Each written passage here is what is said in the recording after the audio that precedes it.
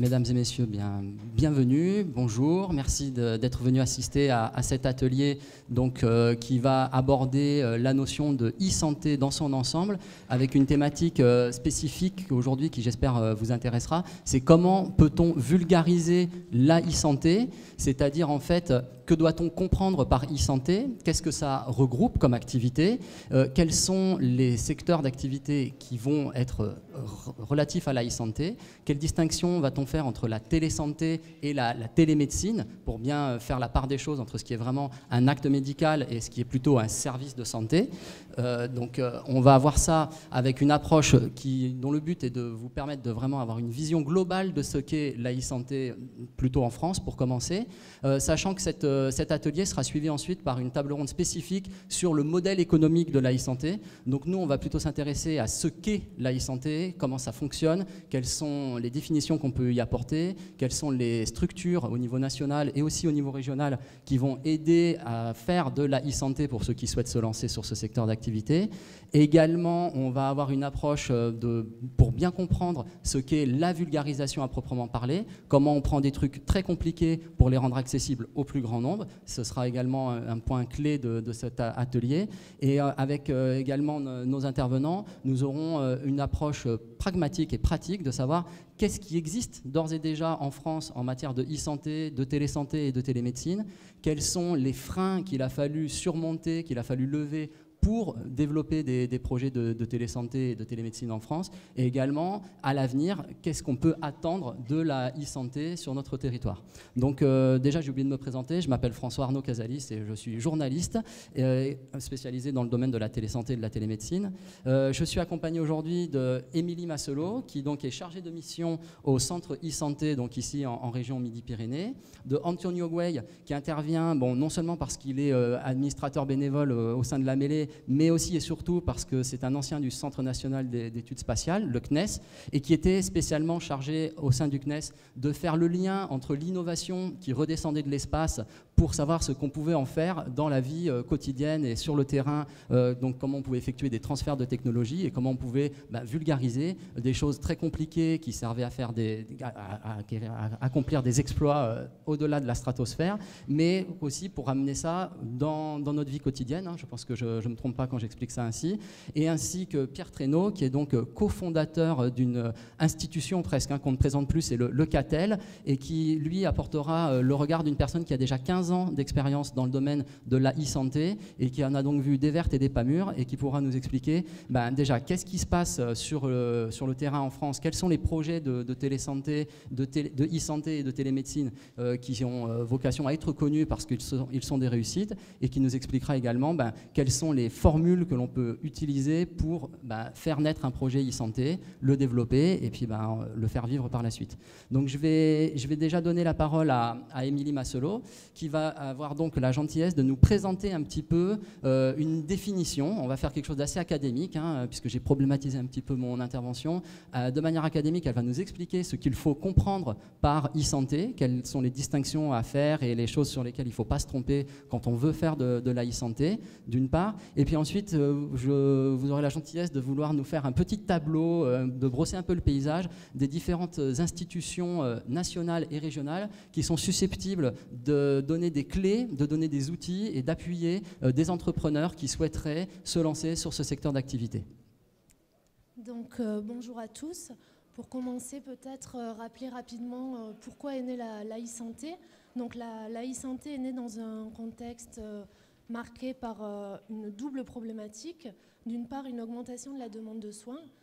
Tout le monde le sait, il y a un vieillissement de la population. Aujourd'hui, on compte environ 1,5 million de personnes âgées en situation fragile. On a d'autre part une augmentation du nombre de personnes atteintes de pathologies chroniques. Donc aujourd'hui en France, c'est 15 millions de patients qui sont atteints de maladies chroniques, que ce soit insuffisance cardiaque, diabète et les autres. Il y a également un allongement de l'espérance de vie qui nécessite donc une prise en charge plus importante dans le domaine médical. Et en parallèle de cette augmentation de la demande de soins, on a une offre de santé qui est plutôt contrainte, avec des institutions hospitalières qui ont de plus en plus de mal à faire face à la demande, avec des désertifications médicales dans certaines zones, les zones rurales, les zones périurbaines. Et donc, c'est dans ce contexte difficile qu'est née la e-santé. La e-santé ne se présente pas comme une solution miracle qui pourrait régler tous ces problèmes, mais se présente comme un outil pour proposer une nouvelle organisation des soins. Donc, pour faire simple, la e-santé, c'est quoi? C'est l'ensemble des activités et des services appliqués dans les domaines médicaux, médico-sociaux et sociaux qui sont pratiqués à distance au moyen des technologies de l'information et de la communication. Donc, pour le dire plus simplement, c'est les technologies de l'information et de la communication, les nouvelles technologies qui s'invitent dans la prise en charge des patients. Je parle volontairement de prise en charge des patients parce que justement, on essaie de sortir du cadre simplement médical, mais prendre en compte tous les aspects qui entourent un patient, donc les aspects sociaux, les aspects médico-sociaux, en plus du simple aspect médical. C'est justement en ce sens qu'il faut bien distinguer la e-santé qui est similaire à la télésanté et la télémédecine. La télémédecine, ça concerne vraiment les actes médicaux qui sont réalisés à distance, donc les actes de soins. La télémédecine, c'est vraiment une brique de la e-santé qui a été définie par le décret de télémédecine en 2010, qui a reconnu 5 actes de télémédecine, qui sont la télésurveillance, la téléexpertise, la téléconsultation, la téléassistance et la réponse médicale qui peut être apportée dans le cadre de la régulation médicale. Donc on voit bien que la télémédecine se concentre sur les aspects purement médicaux, purement soins, tandis que la e-santé se veut plus large et se veut vraiment une prise en charge globale du patient. Justement, un des objectifs de la e-santé, c'est de construire de nouveaux modèles organisationnels pour la prise en charge de ces patients. Les objectifs de la e-santé, concrètement, c'est améliorer la qualité et l'accès aux soins pour les personnes isolées. Donc, comme je l'ai dit, principalement dans les milieux ruraux, mais également dans les zones peut-être périurbaines qui connaissent elles aussi une sorte de désert médical. La e-santé permet également de maintenir les patients à leur domicile et notamment pour les personnes âgées, de leur garantir une certaine autonomie. Un des autres objectifs de la e-santé, c'est l'aspect formation des professionnels de santé qui peuvent se former grâce à des logiciels, et c'est également éduquer les patients pour la prise en charge de leur pathologie. Et comme je le disais, l'objectif central de la e-santé, c'est de réfléchir à des nouveaux modèles organisationnels qui sont basés principalement sur la coordination de tous les acteurs de la santé et des mondes sociaux et médico-sociaux. On ne peut pas imaginer un nouveau système de prise en charge sans impliquer tous les acteurs que sont les professionnels de santé hospitaliers, mais également les professionnels de santé libéraux, les paramédicaux, les infirmières, les kinés, tous les acteurs, également les aidants, qui sont souvent des acteurs très impliqués auprès des patients et des personnes âgées. Donc voilà, pour faire simple... C'est une définition, ma foi, très complète de ce qu'est la e-santé. Donc je crois qu'un point important à bien retenir, c'est qu'il faut distinguer la télémédecine, qui est vraiment la réalisation d'actes médicaux à distance à l'aide des TIC, de la télésanté et la e-santé en tant que telle, qui sont plus tournés vers les services, des services qui peuvent être considérés comme des services à la personne, des services aux patients et éventuellement aussi des services aux aidants des patients. C'est non négligeable dans la prise en charge de certaines pathologies comme Alzheimer par exemple. Oui. Également, pour l'auditoire de notre salle, il y a également un certain nombre d'institutions, d'agences et autres groupements de coopération en tout genre qui ont vu le jour ces dernières années avec une impulsion qui a été quand même donnée, notamment depuis 5 ans, on va dire, au niveau national. Est-ce que vous pourriez nous résumer un petit peu, tant à l'échelon national qu'à l'échelon régional, sur quelles institutions on va pouvoir s'appuyer, vers qui il va falloir se tourner pour obtenir des réponses aussi bien en termes d'organisation, comment est-ce que je pourrais organiser, en termes de technologie, quels sont les standards de technologie reconnus et que je vais devoir utiliser si je souhaite me lancer sur le marché, et éventuellement ce que peuvent m'apporter ces institutions. Oui, effectivement, pour une personne qui arrive sur le marché de la e-santé, c'est pas facile de s'y retrouver parmi la multitude d'acteurs qui interviennent. Je vais citer les principaux en essayant d'expliquer leur rôle. Effectivement, depuis 2009, on assiste à une structuration du secteur avec la création en premier de l'ASIP Santé, donc l'Agence des systèmes d'information partagée de santé, qui au niveau national a un rôle de définition et de mise en œuvre des référentiels qui s'appliqueront au domaine de l'e-santé et de la télémédecine. C'est notamment l'ASIP Santé qui est en charge du déploiement du DMP, du dossier médical personnel, et de toutes les problématiques qui sont associées à ce DMP, que ce soit en termes d'interopérabilité, de sécurité des systèmes d'information. L'ASIP essaie de mettre en œuvre des référentiels pour justement donner un cadre réglementaire aux différents projets qui pourraient voir le jour. Au niveau régional, il y a également en 2009 la mise en place des agences régionales de santé, des ARS, qui sont installées dans chaque région et qui ont pour rôle de piloter la politique régionale de santé et de définir les grandes lignes de la politique de santé. Donc, ça se définit à travers notamment 2 documents primordiaux qui sont les programmes régionaux de santé, qui définissent donc les grandes lignes de la politique régionale, et en ce qui nous concerne plus particulièrement, les programmes régionaux de télémédecine, dans lesquels doivent s'inscrire tous les projets développés dans ce domaine. Les ARS sont également les porteurs, si je puis dire, au niveau institutionnel des ENRS, qui sont les espaces numériques régionaux de santé. Donc les ENRS, ce sont des espaces de services dématérialisés qui sont mis en œuvre pour permettre le partage d'informations. Donc comme je l'ai dit, c'est porté par les ARS et c'est piloté par des maîtrises d'ouvrage dans chacune des régions. Donc en Midi-Pyrénées plus particulièrement, c'est porté par le GCS Télésanté Midi-Pyrénées, qui est présidé par le professeur Louis Laringue, que je ne présenterai pas puisque j'imagine qu'il est très connu. Donc les GCS ont un rôle plus opérationnel dans la mise en œuvre.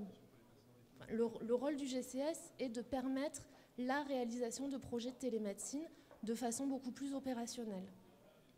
Et leur but, c'est de créer vraiment les conditions optimales pour le développement de tous les projets de télémédecine qui pourraient voir le jour.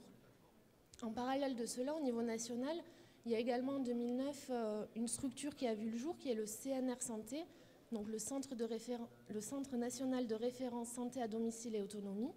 Donc c'est un projet qui était initialement porté par 4 régions, Midi-Pyrénées, Limousin, Rhône-Alpes et Provence-Alpes-Côte d'Azur, qui ont répondu à un appel à projet lancé par le ministère de l'Industrie, un projet qui a donc été retenu. Le CNR Santé a pour rôle de dynamiser et de faciliter le développement du secteur de la santé à domicile en France.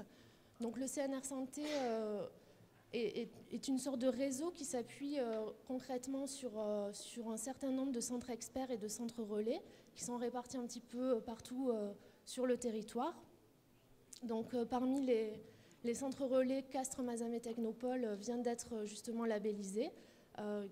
Les centres relais auront un rôle d'information et ils feront remonter l'information du terrain auprès du CNR Santé.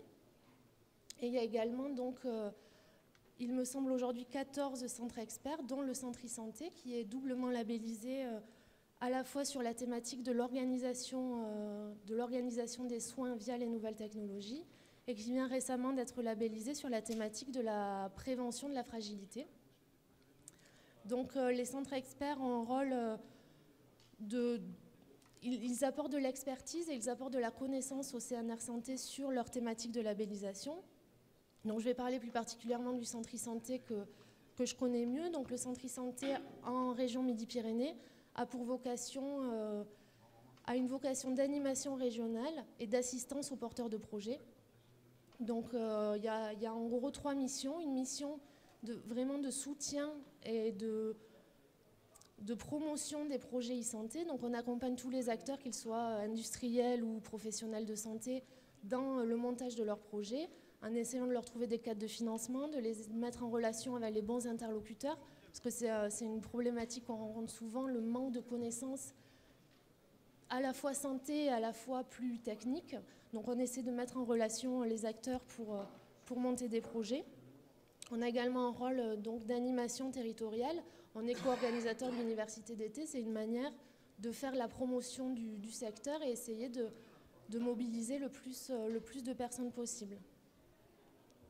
Ok, donc moi je pense que pour résumer en quelques mots, ce qu'il faut retenir, c'est qu'à Paris, il y a notamment la ZIP Santé qui va avoir un rôle de définition du cadre global, qui va aussi parfois mettre la main à la poche, puisqu'ils mettent sur la table des appels à projets, où ceux qui ont des projets à vocation e-santé et télémédecine peuvent les présenter et obtenir des financements lorsqu'ils sont sélectionnés. Bon, il ne faut pas oublier, je pense que vous n'en avez pas parlé, mais il y a un élément important aussi dans le déploiement de la télémédecine et de la e-santé en France, c'est le rôle joué par la Direction Générale de l'Organisation des Soins, la DGOS, qui est donc vraiment le bras armé, et c'est le cas de le dire, du ministère, qui également va piloter, va donner des directives sur les priorités les priorités sur lesquelles il faut se pencher en matière de télémédecine et en matière de e-santé, et qui va également pouvoir mettre la main à la poche via des appels à projets dans le même esprit que ce qui est fait à la ZIP Santé. Et après, à l'échelon régional, en Midi-Pyrénées, on n'est pas dépourvu puisqu'on a quand même des structures historiques. On a le GCS, il y a également donc le Centre e-santé, et bien entendu une structure qui est incontournable parce que c'est le chef d'orchestre à l'échelon régional, c'est l'ARS, Agence régionale de santé, qui est l'ancienne ARH, Agence régionale de l'hospitalisation, et qui elle va avoir vraiment la démarche de mettre en place des schémas directeurs, de mettre en place les lignes directrices principales à l'échelle de la région. Donc merci beaucoup Émilie pour ces explications, ces définitions. Je voudrais maintenant qu'avec Antonio Güell, nous puissions nous intéresser à la notion à proprement parler de vulgarisation et la manière dont on va pouvoir s'y prendre pour rendre intelligible auprès d'un public qui est peu connaisseur de choses complexes comme peuvent l'être les problématiques de santé ou la prise en charge des patients à distance, à domicile et avec l'aide des nouvelles technologies. Merci. Tout d'abord, je me suis rendu dans le dictionnaire de l'Académie, pas de l'Académie du Languedoc, de l'Académie française, et je suis allé voir au mot vulgarisation ce qu'il y avait écrit. Et la définition qui est donnée par l'Académie, c'est il s'agit d'une action de rendre quelque chose compréhensible par tous. Voilà, c'est aussi simple que ça. Alors tous, c'est qui? Dans mon esprit, concernant la e-santé, c'est trois catégories de personnes. Premièrement, ce sont les médecins. Et là, je ne parlerai pas comment dirais-je, de vulgarisation, mais je citerai un ami qui s'appelle Philippe Delorme, qui est au premier rang, là. Lève la main comme ça, ils savent qui tu es. Et Philippe Delorme parle d'évangélisation. Il faut évangéliser les médecins. Il ne faut pas les vulgariser, enfin, il ne faut pas donc faire de la vulgarisation. Et c'est vraiment une évangélisation des médecins. Ensuite, la deuxième catégorie de personnel, de personnes, ce sont les patients. C'est très bien de parler e-santé, c'est très bien de parler de médecine, c'est très bien de parler de ce qu'on veut, mais si les patients ne sont pas au cœur du problème, eux, ce n'est pas la peine de les évangéliser puisqu'ils sont déjà atteints, et donc il faut les aider à passer outre leur maladie par beaucoup de techniques, et notamment grâce au numérique de plus en plus. Et troisièmement, il m'est venu à l'idée il y a 3 secondes, je l'avais oublié, c'est le politique. Mais le politique au sens politique du terme. Le politique, c'est très facile à évangéliser, un politique. À partir du moment où ça rapporte des voix, il vous donnera des crédits. Donc, mais il faut savoir le faire et il faut savoir le convaincre. Alors, ce préalable étant dit, j'ai 2 et non pas une, mais c'est toujours la surprise. Vous verrez, si on travaille pendant 4 ou 5 ans, chaque fois je dis quelque chose, mais je rajoute quelque chose. Je vais vous donner 2 exemples pas d'évangélisation, mais de vulgarisation auxquels je pense que j'ai contribué. L'un est en relation avec la e-santé, et j'en parlerai tout à l'heure. Et le premier n'a rien à voir avec la e-santé, mais ça marque les esprits. C'est la définition de l'absence de pesanteur. On vous écoute. Donc, dans la salle, est-ce qu'il y a des personnes qui sont allées ou qui ont expérimenté cette situation d'absence de pesanteur, comme les cosmonautes? Est-ce que quelqu'un dans la salle a été cosmonaute? Non. On l'aurait su. Philippe? Non. Même en cachette? Non. Est-ce que quelqu'un a expérimenté d'une manière artificielle la pesanteur? L'absence de pesanteur? Non. Alors quand vous faites des cours, et ça m'est arrivé pendant 20 ans d'expliquer à des professeurs de sciences de la vie et de la terre ce qu'est l'absence de pesanteur, 80% me disent c'est Très simple, il suffit de prendre un individu, de le mettre sous une cloche et de faire le vide. Et ça n'a rien à voir. Ça n'a rien à voir. Et donc Émilie, qui va se porter volontaire, va passer en apesanteur devant vos yeux. Et vous verrez comment je vulgarise, c'est en tout honneur, hein, n'aie pas peur. Hein. Vous verrez comment je vulgarise dans une conférence publique, auprès des élèves, auprès du primaire, auprès de l'association des louveteaux ou des scouts de France, devant 3000 scouts comme j'ai fait l'année dernière, ce qu'est l'absence de pesanteur, ou devant des professeurs de mathématiques ou de sciences de la vie et de la terre. Alors j'ai besoin de toi, hein, Émilie. Tu peux te lever ? Tu peux monter sur le fauteuil ? Là, je la prends au dépourvu parce que c'était vraiment pas prévu. Donc tu te laisses tomber. Tu te laisses tomber ? Non, mais je te tiens, allez, tu te laisses tomber. Non, tombe, saute. Voilà, Émilie est en apesanteur pendant X milliers de secondes. Ça veut dire quoi sur le plan pratique? C'est que la situation d'apesanteur ou d'impesanteur ou de microgravité, sur le plan physique, pour le corps humain, pour le système cardiovasculaire, pour les otolithes, pour les propriocepteurs qui sont autour de nos articulations, etc., c'est un système, c'est un état de chute libre. Hein. Alors je ne rentre pas dans le détail pourquoi, si elle est en apesanteur vraie, elle ne tombera jamais par terre et elle continuera à rester autour de la Terre. Ça c'est un autre problème, mais je vous l'expliquerai tout à l'heure, ce n'est pas l'objectif. Donc vous voyez, vulgariser, ça s'apprend. Et il faut avoir beaucoup d'imagination. Alors c'est peut-être parce que je suis catalan d'origine et du village de Dali, peut-être ceci explique cela.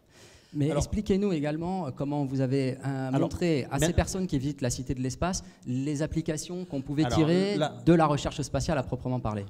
Alors la télémédecine, on a mis au point dans le domaine de la e-santé, en fait un malade virtuel. Hein, puisque la Cité de l'Espace a inauguré en juin dernier. Et pour ceux qui habitent Toulouse, je vous conseille d'aller voir cette exposition, une exposition sur les applications sociétales de l'utilisation des satellites. Alors là, je vais parler e-santé via utilisation non pas des réseaux terrestres, mais de réseaux satellitaires, ce qui n'est pas une obligation. Et je vous assure, c'est vraiment un marché de niche qui s'adresse à des cas très très spécifiques. Hein. Et le satellite n'étant pas là, bien entendu, pour suppléer les réseaux terrestres. Donc on m'a demandé d'essayer d'expliquer d'une manière simple et concise, et facile et compréhensible pour des adultes, pour des gens de 7 à 77 ans, ce qu'était la télémédecine, une téléconsultation. Donc qu'est-ce qu'on a fait? On a acheté une table tactile de 2 mètres de long à peu près, sur laquelle on a recréé un patient virtuel. Donc apparaît sur la table tactile un patient en short, et à côté de ce patient, il y a une valise de télémédecine que vous connaissez, hein, puisqu'on en parle depuis des années et des années, dans laquelle il y a un certain nombre d'outils médicaux. Hein, il y a un électrocardiogramme, il y a un thermomètre, il y a un microscope, il y a un certain nombre d'appareils médicaux. Et dans cette valise, il y a également un PC, un portable. Donc le jeu consiste à ce que le visiteur de la Cité de l'Espace s'approche de ce lieu, voit ce patient et ait la possibilité de se mettre à la place d'un infirmier qui est au fin fond de l'Oyapock, au fin fond de Trois-Sceaux, chez mon ami Thierry Le Guen, là-bas loin en Guyane. Et ce malade a 3 possibilités de maladie. De mémoire, il y a le diabète, et il y a le paludisme, et il y a une 3e maladie dont je ne me souviens pas le nom.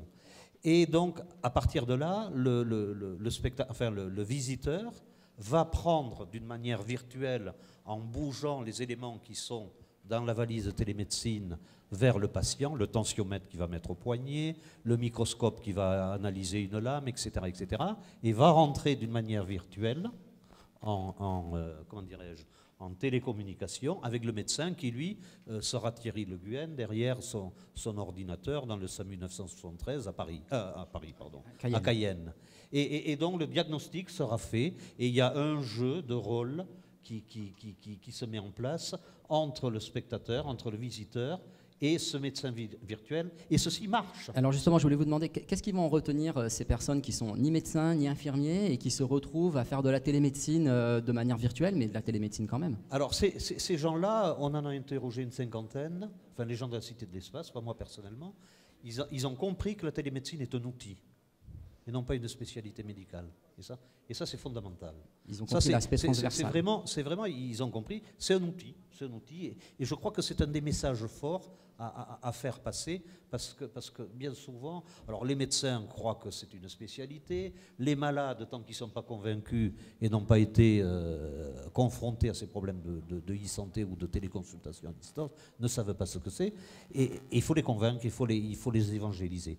Donc voilà ces deux exemples concrets.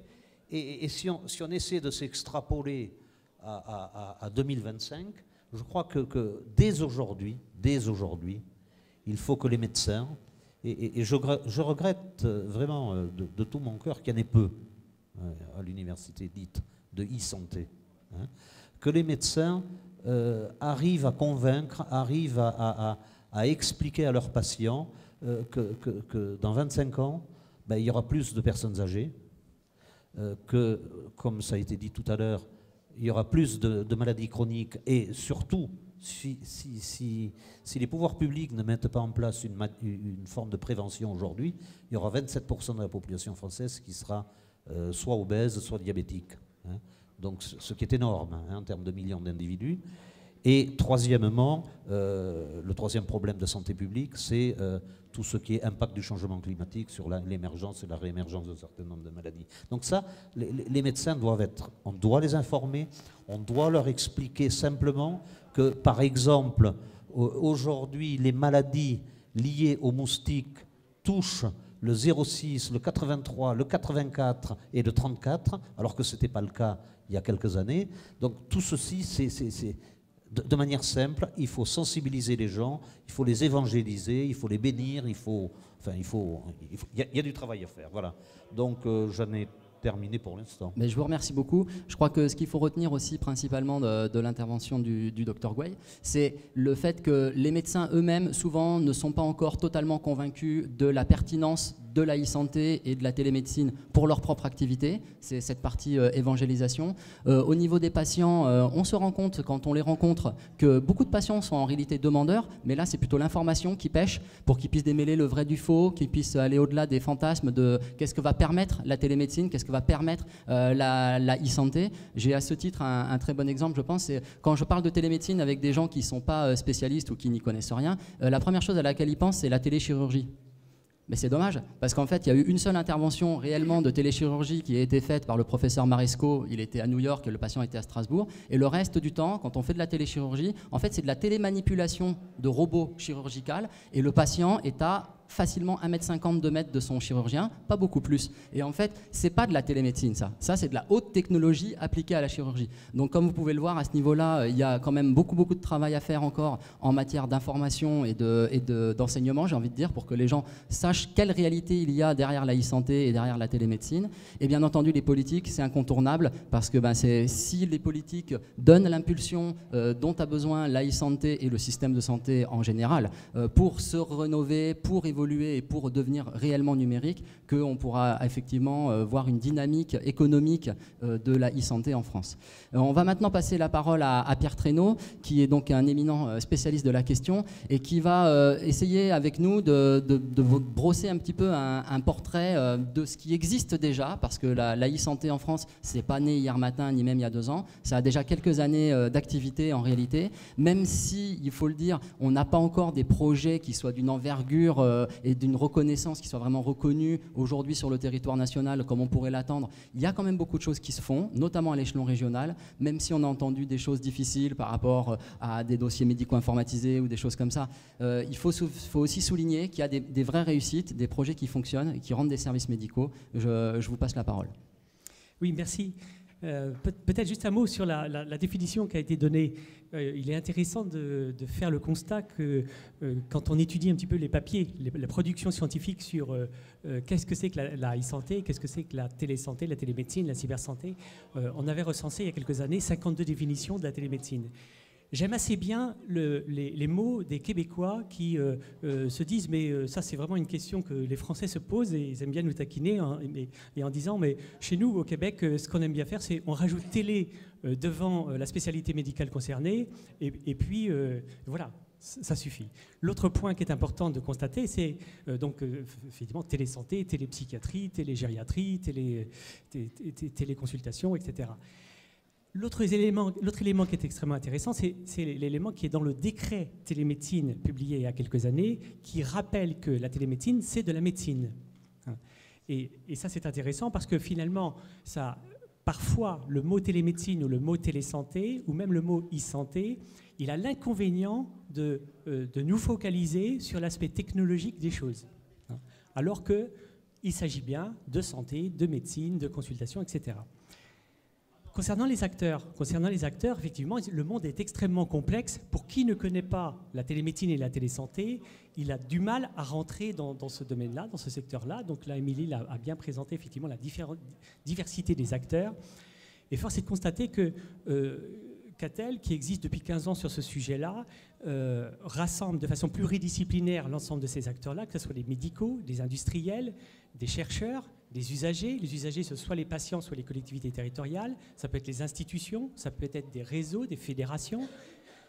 Aujourd'hui, au maximum, nous avons 16 à 17 000 contacts en France qui s'intéressent à ce sujet-là. On pourrait dire que c'est beaucoup déjà.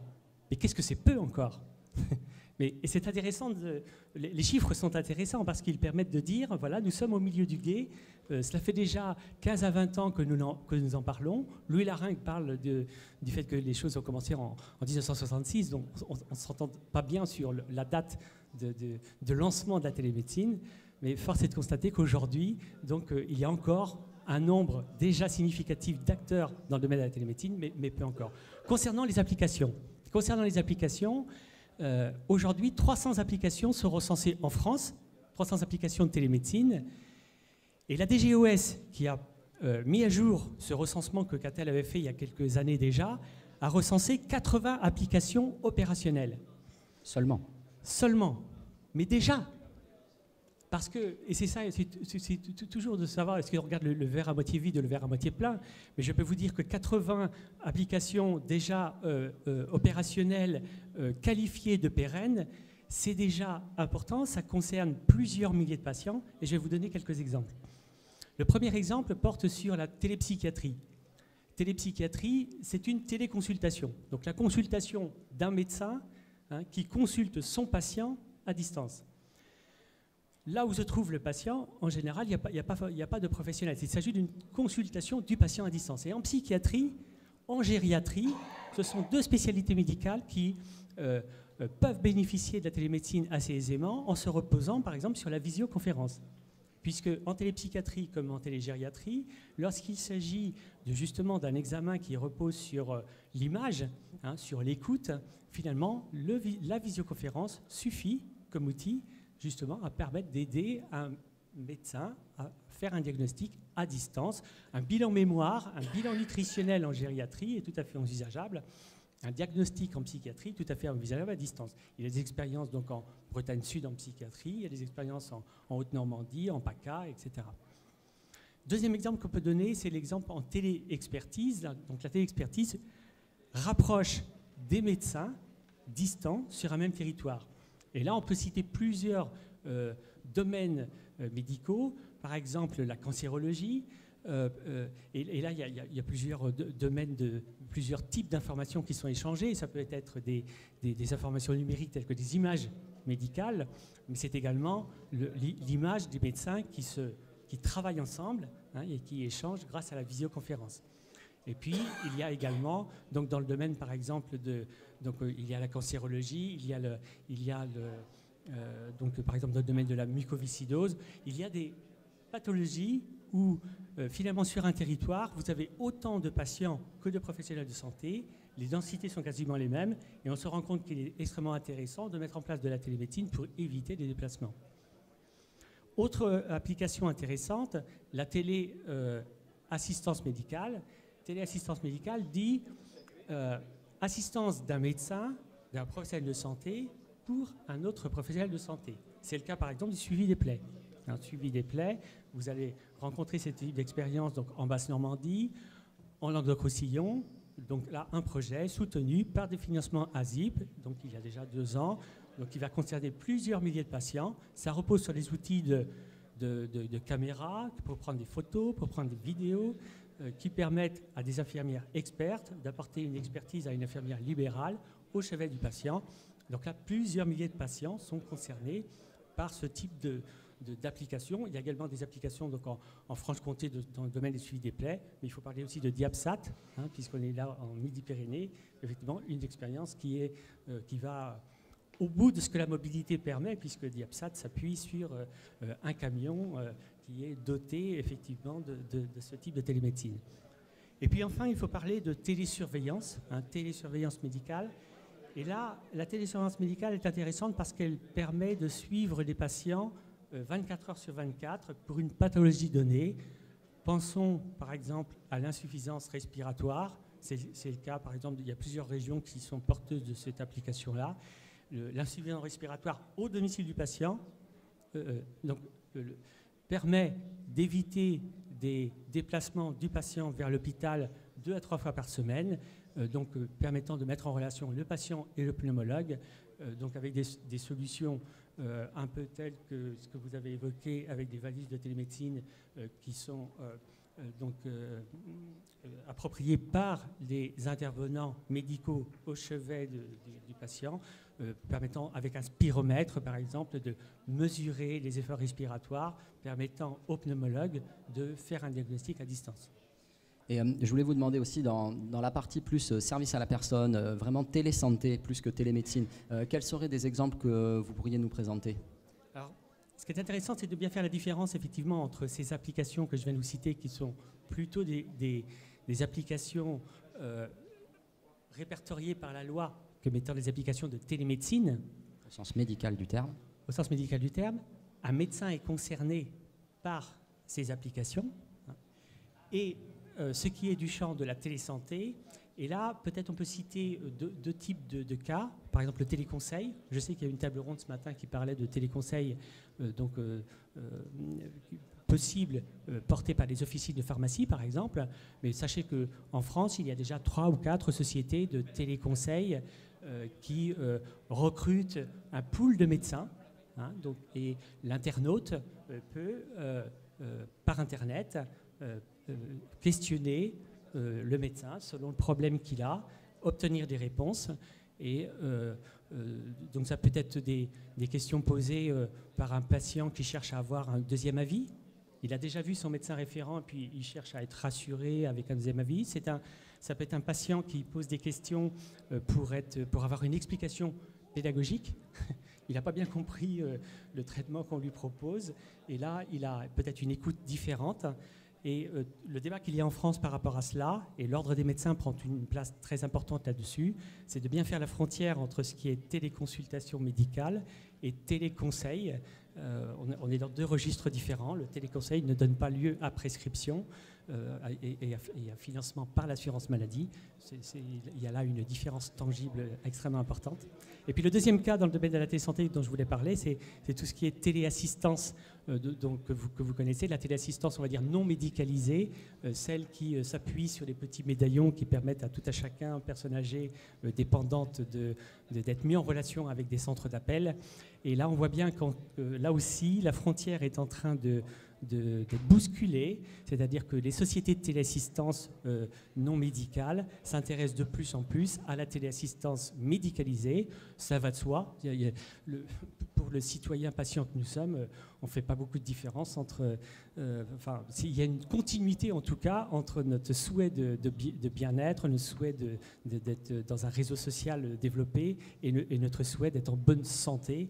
Donc les aspects finalement médicaux, sanitaires, social et de bien-être, pour le patient, ne formule pas forcément une frontière évidente. Donc là, le législateur et l'Ordre des médecins, en l'occurrence, ont à préciser les choses. Et oui, d'ailleurs, je me permets d'ajouter qu'à ce niveau-là, pour les entrepreneurs qui se demanderaient les opportunités à saisir dans le domaine de la e-santé, je crois qu'il y a un mot-clé qu'il faut garder à l'esprit, c'est la prévention. On peut faire de la e-prévention, et c'est quelque chose qui peut à partir du moment où ce sera bien fait, ça s'adressera directement à un marché grand public, un marché des patients, mais qui ne sont pas encore malades, donc c'est les gens en bonne santé, donc ça fait beaucoup de monde. Et effectivement, par le biais des nouvelles technologies, qui sont plus si nouvelles que ça, par le biais des TIC, la mise en place de systèmes de services sur Internet ou via les télévisions numériques permet également de développer l'e-santé sur un aspect qu'on a tendance à négliger souvent en France, c'est celui de la prévention. Je me permets de rajouter ça parce qu'on n'en avait pas parlé en préparant les interventions, mais je crois que c'est primordial de ne pas oublier que la prévention a vraiment toute sa place dans le système de santé en France, et l'e-santé peut lui apporter beaucoup. Je voulais vous demander également, Pierre Traîneau, ces dernières années, ça a quand même pas mal bougé dans le secteur de l'e-santé en France et de la télémédecine. Est-ce que vous pourriez, à partir de votre expérience, nous résumer un petit peu les freins qu'il a été nécessaire de surmonter, de lever pour pouvoir initier cette dynamique du développement économique? C'est vrai que suite aux dernières années, on peut faire le constat suivant, c'est que il y a 10 ans, la télémédecine n'était pas dans la loi, c'est fait. Et ça, c'est très important, très très important. Le législateur, là, a plutôt agi dans le bon sens pour favoriser le développement de la télémédecine, tant sur le plan de la loi qu'on va dire sur le plan de la réglementation, qui fait que l'ensemble des acteurs qui ont été cités là par Émilie savent ce qu'ils doivent faire, quels sont leurs rôles, leurs compétences en la matière. Ça, c'est important. La deuxième chose, c'est au niveau déontologique. Il y a quelques années encore, un médecin pouvait dire je ne suis pas bien certain que la télémédecine est conforme au code déontologique. Ça n'est plus le cas. L'Ordre des médecins s'est prononcé favorablement donc à la télémédecine et a dit la chose suivante parmi les 12 principes de l'Ordre des médecins, c'est à partir du moment où la télémédecine peut permettre d'apporter un service médical rendu encore aussi bien qu'une médecine donc en présentiel, il faut y aller. Donc, le médecin doit assistance à personne en danger, doit être présent. La troisième chose que je voulais souligner, c'est au sujet des technos, l'évolution des technologies. Il y a encore 5 ans, et les valises de télémédecine dont parlait tout à l'heure Antonio le démontraient bien, les technos existaient, mais les offres commerciales, non. Ça n'est plus le cas. Aujourd'hui, dans tous les domaines qu'on a cités là, la visioconférence, les moyens mobiles de télémédecine, les outils permettant de prendre tous les capteurs, il est très aisé et tous les industriels sont en train de se structurer dans ce domaine-là, ont une offre technico-commerciale extrêmement bien aboutie. Alors pourquoi est-ce qu'il y a encore des freins? Quels sont encore les freins? Et en fait, nous, au CATL, on en voit 2 essentiels. Un premier, c'est la question de l'organisation. C'est-à-dire que l'organisation territoriale est bousculée par la télémédecine. Les notions de secteur sanitaire qui, traditionnellement, donnent une idée de ce qu'est un territoire de proximité pour apporter des services médicaux rendus d'un point de vue médical. Aujourd'hui, ces secteurs sanitaires n'ont évidemment plus le même rôle qu'hier. Et il y a une organisation à mettre en place entre des acteurs distants, sur une même région, entre plusieurs régions et même en relation avec l'international. Alors déjà, si on commence au niveau nation, au niveau national, parce que c'est déjà compliqué, eh bien, il y a un conventionnement possible entre l'ensemble des acteurs qui sont en relation grâce à la télémédecine, mais il faut passer par là. Il y a parfois, ça c'est entre les établissements, entre les équipes, les membres d'une équipe pluridisciplinaire qui s'appuie sur la télémédecine, ces équipes qui ont une approche collaborative extrêmement forte entre les médecins, les paramédicaux, infirmières, psychologues, etc. Il y a là des protocoles, et probablement parfois des protocoles de coopération à définir, définissant parfois les questions de délégation de tâches quand il y en a. Aujourd'hui, les choses sont assez bien cadrées. Simplement, ça reste encore un frein parce que les institutions, ARS notamment, groupements de coopération sanitaire, ne sont pas encore complètement bien rodés et les acteurs, on va dire, industriels ne sont pas encore bien connaisseurs de l'ensemble des documents types, de la méthodologie qu'il faut mettre en place pour y arriver. Et le deuxième point, donc ça c'est des questions d'organisation. Donc là il y a un vrai, je veux dire d'ici 2 ans, 3 ans, on va bien progresser. Je crois aussi que les unités médicales, les services, les médecins, ceux qui font la médecine et demain qui feront la télémédecine ou la e-santé doivent effectuer eux-mêmes une sorte de révolution intérieure, j'ai envie de dire, pour repenser leur manière de travailler, parce qu'effectivement, de mettre tout ça à la sauce numérique, ça chamboule beaucoup de choses sur la dimension responsabilité, sur la dimension délégation de tâches, qu'est-ce que je peux faire ou qu'est-ce que je peux laisser faire à quelqu'un d'autre alors que je suis à distance, même si je suis virtuellement connecté. C'est des nouvelles manières de vivre son travail aussi. Hein. C'est vrai, mais souvent... Je me tourne vers des gens qui sont dans la salle, que je vois au loin, qui sont des cadres de santé, qui baignent là-dedans. Et bon, des fois, je me demande s'ils savent encore s'ils sont médecins, cadres de santé ou infirmières ou techniciens informatiques. Parce que l'organisation du travail est vraiment bousculée et doit être repensée généralement en amont, de préférence, quand on décide de mettre en place un projet de télémédecine et de télésanté. Oui, tout à fait. Pour compléter ce que vous dites, souvent on montre du doigt les professionnels de santé et les patients en expliquant que probablement qu'ils vont avoir du mal à s'adapter et qu'ils vont probablement avoir du mal à se rapproprier ces nouvelles façons de faire. À l'analyse de l'ensemble des applications qui existent aujourd'hui, c'est pas obligatoirement le constat que l'on fait. On constate que les patients sont en général très réceptifs et sont prêts à y aller. Quand vous mettez un outil de télémédecine dans les mains d'une grand-mère qui peut comme cela échanger avec ses petits-enfants à distance, donc on voit bien qu'il y a là la notion de maintien du lien social ou familial et en même temps voir son médecin, donc elle adhère très rapidement. Concernant les médecins, on le dit aussi, et il faut leur donner raison sur le fait qu'ils sont plus prudents que les patients de nature. Souvent, les patients adhèrent encore plus rapidement que les patients. Dans toutes les études que l'on peut faire, on fait ce constat-là. Mais les professionnels de santé ont tout simplement besoin d'être aidés. Ils ont besoin d'être accompagnés. Il y a là une méthodologie à mettre en place avec eux, et ça n'est pas leur métier, ce sont des médecins, ce ne sont pas des gestionnaires de projets, ce ne sont pas des gens qui savent coordonner des actions collectives autour de leur service, donc il faut les aider.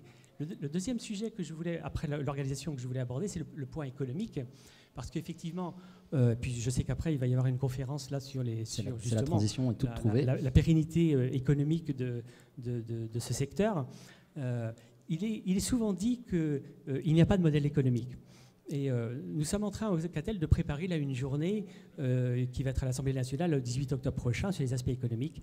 Et plus on avance dans la construction de cette journée, plus on fait le constat que le constat est faux de dire qu'il n'y a pas de modèle économique.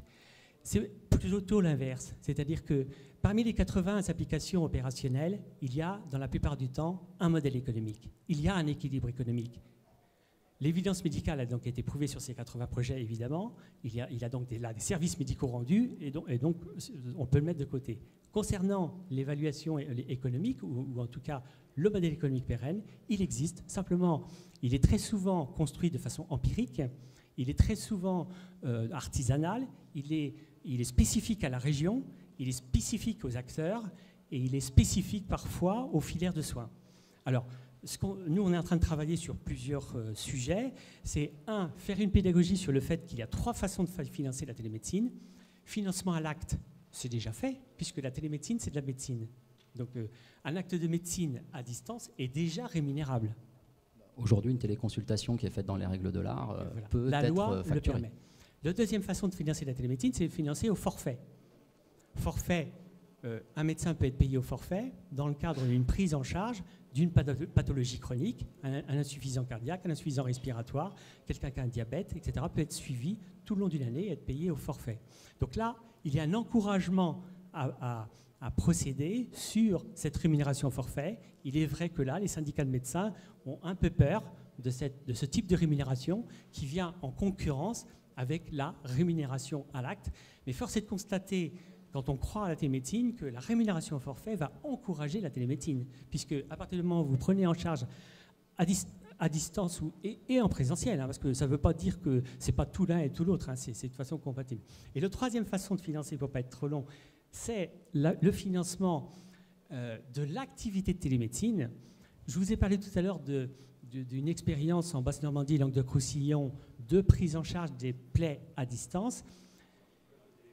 sur ces projets-là, il va falloir coordonner un nombre significatif d'infirmières expertes sur l'ensemble du territoire. Ce travail de coordination est un travail de coordination médicale.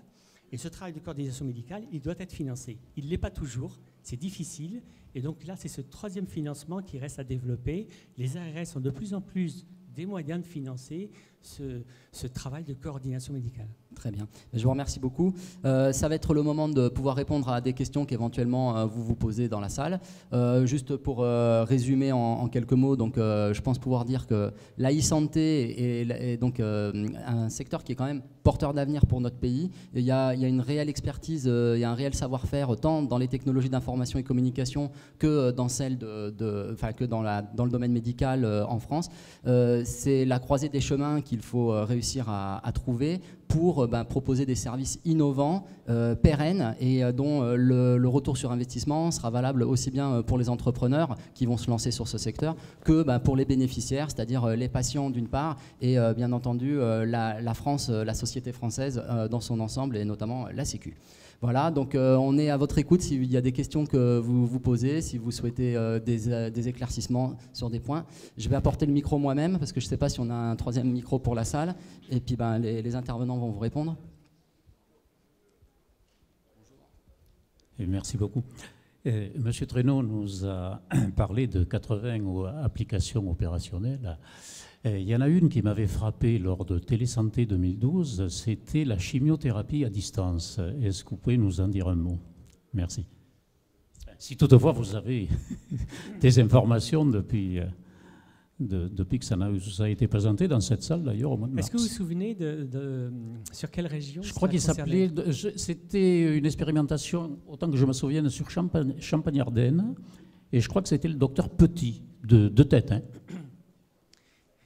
Bon, il y en a tellement que... Voilà, c'est ça. Mais disons qu'elle m'avait frappé, celle-là, chimiothérapie à distance. Votre exemple, il est intéressant parce que bien souvent, ça rejoint aussi l'intervention tout à l'heure de monsieur concernant la téléchirurgie, où effectivement, on a du mal à comprendre quand on ne connaît pas la télémédecine, comment il peut y avoir télémédecine, par exemple, dans ce domaine-là, puisque effectivement, il doit y avoir un professionnel de santé qui sur place, et souvent une infirmière, pour la chimiothérapie.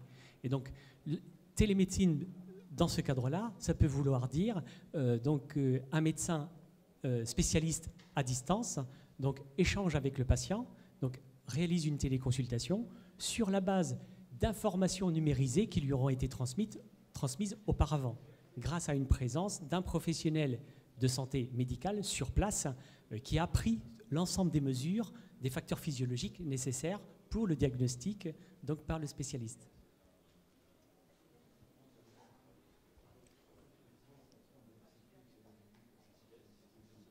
Est-ce qu'il y a d'autres questions dans la salle? Alors si, comme dit Philippe, là, s'il s'agit de RCP, il s'agit là de réunions, ce sont les réunions donc pluridisciplinaires, et là on n'est pas sur de la téléconsultation, on est sur de la téléexpertise. Ça veut dire quoi? Ça veut dire que des professionnels distants échangent sur le cas d'un patient particulier en consultant le dossier médical. Voilà. Mais parlons du cas de la téléchirurgie, parce que je voudrais corriger juste ce que vous avez dit tout à l'heure, si je peux me permettre. Vous avez dit que la téléchirurgie n'était pas de la télémédecine. C'est tout à fait de la télémédecine, dans le sens où le chirurgien, dans le cas de l'expérience du professeur Maresco, le chirurgien était bien aux États-Unis. Hein. Il était bien à Washington. Il était à l'ambassade même. C'était l'ambassade parce qu'il ne pouvait opérer que depuis un territoire français. Et ils se sont rendus compte que pour trouver un territoire français aux États-Unis, il fallait aller à l'ambassade, qui est un territoire français. Et à Strasbourg, donc la patiente qui s'est fait opérer de la vésicule biliaire, effectivement a été opérée par le robot chirurgical, mais actionné par le professeur Maresco, qui était donc à 6000 km. Je suis d'accord. Ce qui est intéressant ce qu'il faut constater, c'est qu'on oublie qu'aujourd'hui, dans un certain nombre de CHU, les opérations chirurgicales comme cela se font déjà à distance, à quelques mètres de distance, grâce à ces robots chirurgicaux qui ne sont pas, apportent une valeur ajoutée. Il apporte une image augmentée. C'est-à-dire que le robot permet de mieux opérer la patiente Et c'est pour cela que d'ailleurs ils utilisent ces robots, mais s'ils vont dans la pièce d'à côté, par exemple, quand ils sont dans un seul CHU, ils sont à 2 ou 3 mètres du patient ou de la patiente, c'est aussi parce que de temps en temps, ils peuvent comme ça faire des formations pour l'ensemble d'élèves qui comme ça ces élèves en chirurgie ne se retrouvent pas autour du patient, mais se retrouvent dans la pièce d'à côté. Mais c'est bien de la chirurgie. Je crois que simplement, je suis assez d'accord avec vous, c'est que ça a laissé penser Moi, je crois que ça a la marqué chirurgie, l'imaginaire ça collectif. n'était que ça, et ça a été extrêmement coûteux, etc. Mais il faut, c'est comme Je crois que si on peut revenir sur cet exemple, il est effectivement pertinent pour une chose, c'est cette dimension. On veut vulgariser ce qu'est l'e-santé et la télémédecine. Évitons justement de nous appuyer uniquement sur des exemples qui ont vraiment marqué l'imaginaire collectif. Cette intervention du professeur Maresco, c'était en 2001. Et pour professeur Maresco, quand je l'ai rencontré, il m'a expliqué que c'était pas dans le but de faire de la télémédecine et de la téléchirurgie à des milliers de kilomètres de distance à chaque fois. C'était surtout pour valider la technologie et montrer qu'il y avait la fibre optique qui était assez rapide, était assez pertinente, pour que le décalage de quelques millisecondes entre le geste effectué à Washington et l'application du geste à Strasbourg permettait d'effectuer une intervention chirurgicale saine. Juste pour dire combien cette opération-là a fait progresser tout le champ de la téléformation en chirurgie. Donc, de façon inattendue, ce n'est pas les téléinterventions en chirurgie qui sont devenues quotidiennes, c'est plutôt la téléformation en chirurgie qui utilise ces mêmes principes. Et donc, si vous avez l'occasion, allez à l'IRCAD à Strasbourg, qui est cet institut de recherche du cancer de l'appareil digestif, qui est assez bluffant. Et donc, là, des gens du monde entier viennent se former là autour du professeur Maresco. Voilà, écoutez, je pense que le moment est venu de mettre un terme à cette table ronde. Si vous avez d'autres questions, c'est maintenant. Si vous n'avez pas d'autres questions, vous pouvez aller prendre un café. Ah, une question aussi quand même, sur le fil. Je vous apporte le micro.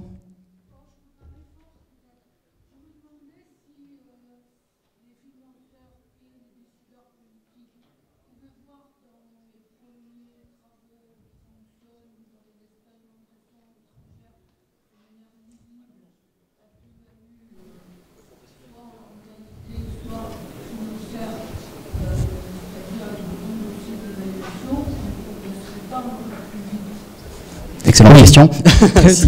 Très bonne question, parce qu'aujourd'hui, on parlait tout à l'heure des aspects économiques. On se focalise sur la question du financement de la télémédecine.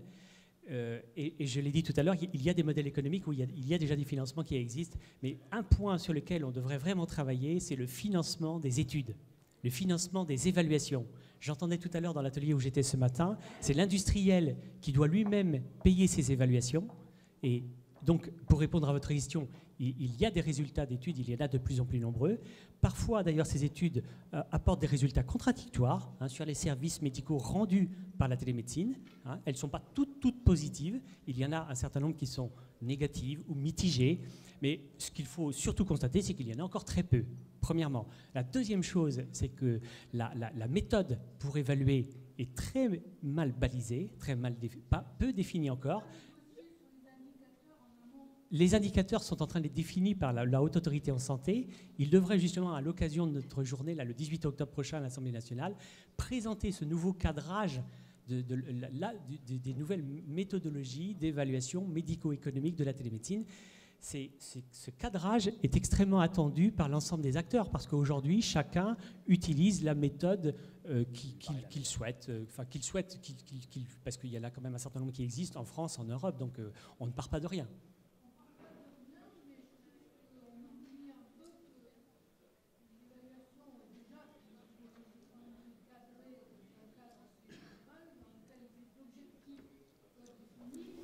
L'ensemble des partenaires est un consensus sur l'impact attendu. Or, c'est ça qui, en général, est l'étape qu'on peut appeler organisationnelle, mais ça ne soit pas la même organisation dont on parlait tout à l'heure. Mais cette étape organisationnelle-là, un consensus sur la plus-value, sur l'impact. Oui. Je suis assez d'accord avec vous sur le fait. Oui.